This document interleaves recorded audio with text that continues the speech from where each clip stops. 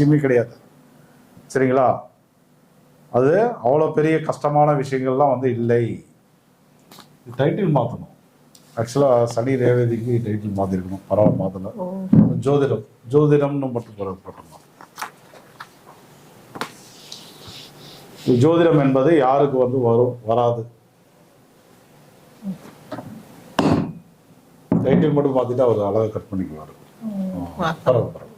சரி, okay okay, பரவாயில்ல, போட்டாச்சு. இப்போ ஜோதிடம் என்பது யாருக்கு வரும்? எல்லாரும் என்ன நினைச்சிட்டு இருக்காங்க அப்படின்னா, புதன் வந்து நல்லா இருந்தால் ஜோசியம் வரும், வேற யாருக்குமே வந்து ஜோசியம் வராதுன்னு நினைச்சிட்டு இருக்காங்க. அது வந்து அப்படிலாம் கிடையாது. ஆக்சுவலாக வந்து இது வந்து பல வகையில் வந்து வேலை பார்க்கும். இந்த ஜோதிடத்தை நமக்கு கொடுத்தது யாரும் தெரியுங்களா? சித்தர்கள், ஞானிகள், ரிஷிகள். கரெக்ட். ஜோதிடத்தை நமக்கு வந்து கொடுத்தது சித்தர்களும் ஞானிகளும் ரிஷிகளும். அந்த சித்தர்களுக்கு உண்டான கிரகம் எது தெரியுமா? ஞானிகள் அதுக்கு உண்டான கிரகம் எது என்ன தெரியுங்களா? கேது பகவான். அப்போ வந்து கேது பகவான் ஒரு ஜாதகத்தில் நல்ல பலமாக இருந்தாலும் ஜோசியம் வந்து வரும். புதன்ற கிரகம் நல்லா இருந்தாலும் ஜோசியம் வரும். சரிங்களா? இப்போ வந்து குரு, ஆக்சுவலாக நீங்கள் வந்து என்னை இப்போ பார்த்துட்டு இருக்கீங்க, என்கிட்ட ஒரு ஜாதகம் பார்க்குறீங்க, என்கிட்ட வந்து ஜோதிடம் படிக்க வரீங்க. உங்களுக்கு நான் யாருன்னாக்கா வந்து குரு. அப்போ குரு பகவான் ஒரு ஜாதகத்தில் நல்லா இருந்தாலும் ஜோசியம் வரும். சரிங்களா? அடுத்தது வந்து என்னன்னா, ராகு பகவான் நல்லா இருந்தாலும் ஜோதிடம் வரும். எந்த ஜோதிடம் வரும்? மாந்திரிகம், தாந்திரிகம்லாம் அவங்களுக்கு நல்லா வரும். அப்போ ஒருத்தர் வந்து ஜோசியம் படிக்கணும் அப்படின்னா புதன் மட்டும் நல்லா இருந்தால் பத்தாது. இப்போ நல்லா தான் இருந்தால் தான் அவங்க ஜோசியம் படிக்க முடியும் அப்படின்னா தவறு. புதன் நல்லா இருக்கலாம், கேது நல்லா இருக்கலாம், குரு நல்லா இருக்கலாம், ராகு நல்லா இருக்கலாம். இப்படி வந்து பல கிரகங்கள் வந்து காரணமாக இருக்குங்க. சரிங்களா? அப்போ ஜோதிடம் படிப்பது என்பது ஒரு 5-6 கிரகங்கள் வந்து சம்மந்தப்பட்ட விஷயம். ஒரு 2-3 கிரகம் தான் வந்து வராது, மீதி எல்லாத்துக்குமே வந்து ஜோதிடம் வரும். அதான் வந்து உண்மை. ஆனால் இங்கே என்ன ஒரு பிரச்சனை அப்படின்னு கேட்டிங்கன்னா, விதிகள் வந்து கடல் போல இருக்கு, ஜோதிட முறைகள் வந்து கடல் போல இருக்கு. அதனால இங்கே எல்லாருக்கும் வந்து எனக்கு வருமா வராதா அப்படின்ற ஒரு குழப்பத்தில் வந்து கன்ஃபியூஸ் ஆயிடுறாங்க. ஆனால் என்னால் நடத்தப்படக்கூடிய அந்த திதி யோகம் கரண ஜோதிடம் என்பது மிக மிக மிக எளிமையானது. விதிகள் வந்து ரொம்ப குறைவு. குறிப்பாக வந்து விதி விலக்குகள் இருக்கவே இருக்காது. சரிங்களா? அதனால யாருக்காவது வந்து நீங்கள் வந்து ஜோதிடம் படிக்கணும் கற்றுக்கணுன்ற ஆசை இருந்தது அப்படின்னா, இதுக்கு முன்னாடி நீங்கள் கிளாஸ்க்கு போயிருக்கலாம், போகாமல் இருக்கலாம், யாரையாவது படிச்சிருக்கலாம், எதுவுமே தேவையில்லை. நீங்கள் வந்து டைரெக்டாக வந்து ஜாயின் பண்ணிக்கலாம். உங்களுக்கு என்னென்னா, ஃபஸ்ட்டு வந்து நீங்கள் மனப்பாடம் பண்ண வேண்டியது 27 நட்சத்திரங்களை வந்து மனப்பாடம் பண்ணிக்கோங்க. 12 வீடுகளுடைய பெயர்களை வந்து மனப்பாடம் பண்ணிக்கோங்க. 9 கிரகத்தினுடைய பெயரை மனப்பாடம் பண்ணிக்கோங்க. அதுக்கப்புறம் என்ன தேவை அப்படின்னா, 27 நாமயோகம் இருக்குது, 11 கரணம் இருக்குது, அதை தெரிஞ்சுக்கோங்க. அதுக்கப்புறம் வந்து கிரககாரகம், பாவகாரகம், நட்சத்திரகாரகம்னு இருக்கு. ஸோ இது இருந்தாவே போதும், வேற எதுவுமே வந்து தேவையில்லை. அதே போல நட்சத்திரங்களில் வந்து மூல நட்சத்திரம் பலம் இருந்தது அப்படின்னா ஜோதிடம் வந்து யார் வேணாலும் படிக்கலாம். ஏன்னா அந்த மூல நட்சத்திரம் தான் ஒரு மனிதனுடைய குண்டலினி. அந்த குண்டலினியில தான் வந்து நீங்கள் எதுக்கு பிறந்தீங்கிற கர்மாவும் இருக்கு, இந்த பிரபஞ்சத்தில் இருக்கக்கூடிய ரகசியங்களும் அதே இடத்துல தான் இருக்கு. ஸோ அதனால் வந்து மூல நட்சத்திர பலம் பெற்றவர்கள் ஜோதிடம் வந்து தாராளமாக வந்து படிக்கலாம். அதே மேலே மோட்சத்தை தரக்கூடிய, வைகுண்ட பதவியை தரக்கூடிய ரேவதி நட்சத்திரம், அதுலேயும் வந்து இறை ரகசியங்கள் நிறையா இருக்குது. வைகுண்ட வாசன் வந்து எல்லா ரகசியங்களையும் அந்த இடத்துல வச்சுருக்காரு அரங்கநாதர். ஸோ அதனால் வந்து என்னென்னா, இந்த 2 நட்சத்திரங்கள் ஏகப்பட்ட கிரகங்கள் வந்து இருக்குது. அதனால் எனக்கு வருமா வராதானலாம் போட்டு குழப்பிக்காதீங்க. இதில் கற்றுக்கிட்டே என்ன ஒரு நல்ல விஷயம் அப்படின்னா, எந்த கரணத்தில் எந்த செயலை செய்தால் எளிதில் வெற்றி அப்படிங்கிறத நம்மளால வந்து தெளிவாக புரிஞ்சுக்க முடியும். அது ஒரு மிகப்பெரிய ஒரு கிஃப்ட்டு. ஆக்சுவலாக கரணங்கிறது ஒரு நாளைக்கு 2 கரணம் வரும். இந்த கரணத்தில் என்ன பண்ணுனா வந்து நமக்கு சக்ஸஸ்ன்னு தெரிஞ்சுக்கிட்டீங்கன்னா, நீங்கள் எந்த கரணத்தில் வேணாலும் பிறந்துருங்க. உங்கள் ஜாதகம் ஓட்டையாக இருக்கட்டும், நல்ல ஜாதகமாக இருக்கட்டும். ஆனால் எந்த கரணத்தில் என்ன பண்ணணும்னு தெரிஞ்சுக்கிட்டீங்கன்னா ஈஸியாக வந்து ஜெயிச்சுட்டு போயிட்டே இருக்கலாம் வாழ்க்கையில். புரிஞ்சுட்டீங்களா? அதனால் வந்து ஜோதிடம் வந்து எல்லாரும் ஓரளவுக்கு வந்து தெரிஞ்சுக்கோங்க. கண்டினியூவாக வர வேண்டாங்க. ஒரு 10 நாள் வகுப்புக்கு வாங்க. நைட்டு 7 மணிலேருந்து 8 மணி வரை கிளாஸு. அதிகபட்சம் 1200 1500 வந்து ஃபீஸு.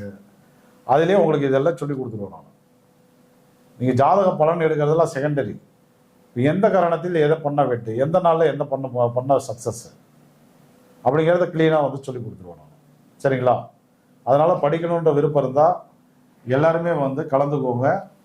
அது வந்து ஏஜ் எப்படி இருந்தாலும் சரி, உங்களுக்கு இன்ட்ரெஸ்ட் மட்டும் இருந்தால் போதும். மற்றதெல்லாம் நான் வந்து பார்த்துக்கிறேன் நான். இப்போ இவங்களும் வகுப்பு எடுப்பாங்க, அவங்களும் எளிமையாக சொல்லி தருவாங்க. சீனியர் ஸ்டூடெண்ட் இருக்காங்க, அவங்களுடைய கான்டாக்ட் நம்பர்லாம் வச்சுக்கோங்க. எந்த சந்தேகனாலும் அவங்களும் சொல்லி தருவாங்க. ஒன்றும் இல்லை, வீட்டில் வந்து ஒரு பூஜை பண்ணுறீங்க, அது எந்த தெய்வத்துக்கு, எந்த நாளில், எந்த திதியில், எந்த நாமயோகத்தில் பண்ணால், எந்த கரணத்தில் பண்ணால், இன்னைக்கு பண்ணலாமா வேண்டாமா, பூஜையில் என்னென்ன பொருள் வச்சா நல்லது, வீட்டில் என்ன என்ன உணவை இன்னைக்கு சமைச்சா நல்லதுன்னு இருக்கு கான்செப்ட். இன்னைக்கு நம்ம வந்து வீட்டில் என்ன உணவை சமைச்சு சாப்பிட்டா நல்லது, சமைக்க முடியல. இப்போ உதாரணத்துக்கு வந்து பார்த்தீங்கன்னா, ஒருத்தட்ட கடன் கேட்க போகிறோம். நம்ம அப்படியே போகிற வழியில் ஒரு குறிப்பிட்ட உணவை சாப்பிட்டு போனீங்கன்னா அந்த கடன் கிடைச்சிடும். எவ்வளோ சிம்பிளாக இருக்குது. இந்த ரகசியம் எல்லாமே வந்து திதியோகரண ஜோதிடத்தில் தான் இருக்குது. திதியோகரணத்தை ஜோதிடத்தை வந்தீங்க போனாங்க எல்லாருமே தான் நடத்திட்டு இருப்பாங்க. தகுதி இல்லாத ஆளுங்க எல்லாமே தான் பண்ணுவாங்க. நம்ம தான் தகுதியான இடத்துல போயிட்டு கற்றுக்கணும். எல்லா டாக்டர்னு சொல்லிட முடியுமா? போலி டாக்டருங்க நிறைய பேர் இருக்காங்க இல்லையா? அந்த மாதிரி ஜோதிடத்துலேயே நிறைய போலிகள்லாம் இருக்குது. எவன் அவங்களை வந்து பரிகாரம் பண்ண சொல்கிறானோ, செலவு பண்ணி எவன் யாகம் வளர்த்த சொல்கிறானோ, அதாவது ஒரு விஷயத்த வந்து சரி பண்ணுறதுக்கு பெரிய பட்ஜெட்டில் வந்து செலவுகள் வைக்கிறாங்களோ அந்த ஜோசியரை வந்து நம்பாதீங்க. சரியா? அவங்களுக்கும் கோவிலுக்கும் நிறைய கான்டாக்ட் இருக்கும், பாதி பிரிச்சுக்குவாங்க. ஸோ அதனால் வந்து அந்த மாதிரி வேலைகள்லாம் வந்து பார்க்காதீங்க. எல்லாம் வீட்டில் பக்கத்தில் இருக்கிற விஷயங்களை வச்சு நம்மளுடைய தலைவிரிசிகள், உணவுகள், வாழ்வியல் பரிகாரங்கள், நம்ம போகிற ட்ரெஸ்ஸு, நம்ம பயன்படுத்துகிற நியூமராலஜி, ஸோ வந்து சின்ன சின்ன விஷயங்களை வைத்து மிகப்பெரிய மாற்றங்களை வந்து நம்ம வாழ்க்கையில் வந்து உருவாக்கிக்க முடியும். சரிங்களா? அதனால் அந்த மாதிரி நிறைய விஷயங்கள் வந்து இருக்குது. அது வந்து இதுக்குள்ளே தனியாக வகுப்புகள் வந்து போடுவோம். அதாவது எளிய வாழ்வியல் மாற்றங்கள், வாழ்வியல் பரிகாரங்கள், எதை எந்த நேரத்தில் செய்தால் வெற்றி அப்படிலாம் வந்து கிளாஸ் நடக்கும். ஸோ அதில் ஒரு வகுப்பில் கலந்துட்டீங்கன்னா கூட உங்களுக்கு வந்து மிகப்பெரிய ஒரு புரிதல் வந்துடும்.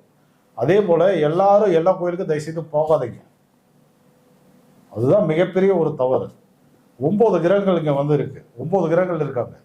ஆக்சுவலாக வந்து பார்த்தீங்கன்னா இந்த 9 கிரகங்களுக்கும் கோவில்கள் வந்து கட்டி வச்சுருக்கோம்.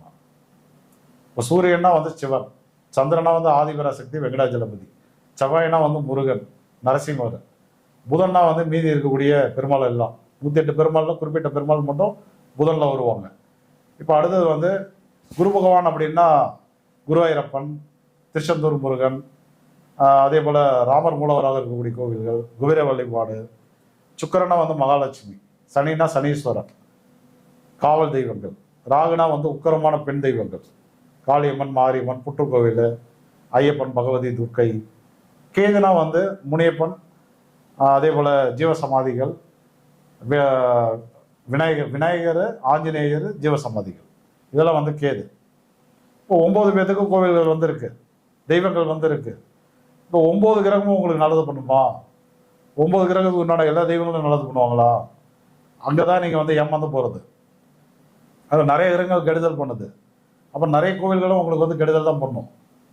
இப்போ வந்து பார்த்தீங்கன்னா சபரிமலைக்கு போகிறான், 48 நாள் விரதம், 48 மைல் நடைபாதை, விபத்தில் செத்து போயிடும், கை கால் ஓடிஞ்சு போயிடுது, வந்த வேலை காலியாக போயிடுது, வீட்டில் ஒரே சண்டையாக இருக்குது, கடன் அதிகமாக போயிடுது. என்ன காரணம்? போகக்கூடாத இடம் தெரியல, போகிறாங்க, அவங்கள சொந்த காசில் சூனியம் வச்சுக்கிறாங்க. கோயிலுக்கு போகிறோம், அங்கே உள்ளார் நுழையும் போது வந்து பார்த்தீங்கன்னா யாராவது ஒருத்தர் இறந்துட்டாங்கன்னு தகவல் வரும். இந்த வீட்டில் இந்த மாதிரி விழுந்துட்டாங்க, வீட்டில் வந்து நெருப்பு பிடிச்சிக்கிச்சு, வீட்டில் வந்து திருடு போயிடுச்சு. ஏன் நடக்குது? வழியில் பஞ்சர் ஆகுது. ஏன் இதெல்லாம் நடக்குது? அப்போ எந்த கோயிலுக்கு போகணும், எந்த கோயிலுக்கு போகக்கூடாது, என்ன பிரச்சனை, அங்கே எந்த கோயில் போனால் அது வந்து தீர்வு கிடைக்கும்? பரிகார கோயில்கள் இங்கே எல்லா கோயிலும் பரிகாரமே கிடையாது. உங்களுடைய பிரச்சனைகளுக்கு எந்த ஒரு குறிப்பிட்ட கோயில்கள் வந்து பரிகாரமாக வேலை பார்க்கும். குறிப்பிட்ட கோயில்கள் பழகினா பிரச்சனை வந்து அதிகமாக போயிடும். அப்போ அதையெல்லாம் வந்து கரெக்டாக தெரிஞ்சுக்கிட்டீங்க அப்படின்னா வாழ்க்கை வந்து சமயம் மாறிடும். ரைட்டுங்களா? இப்போ அடுத்தது வந்து என்னென்னா, இந்த திருமண பொருத்தத்தில் வந்து ஒரு விளக்கம் தரணும்னு நினைக்கிறேன். ரொம்ப யூஸ்ஃபுல்லாக இருக்கும். கல்யாணம் ஆனவங்களுக்கு, ஆகாதவங்களுக்கு எல்லாருக்குமே வந்து யூஸ்ஃபுல்லாக இருக்கும். சார் எனக்கெல்லாம் வந்து கல்யாணம் ஆகி 40 வருஷம் ஆகுது, இருக்கட்டும், வீட்டில் உங்களுக்கும் உங்கள் துணைக்கும் வந்து சண்டை வருது அப்படின்னா இப்போ சொல்கிறது மேட்டர் மட்டும் கரெக்டாக புரிஞ்சிட்டீங்க அப்படின்னா மிக சிறந்த தீர்வு உங்களுக்கு. சரிங்களா? கல்யாணத்துக்கு வரன்னு பார்த்துட்டே இருக்கிறோம், தள்ளி தள்ளி போயிட்டே இருக்கு, லவ் பண்ணுறாங்க,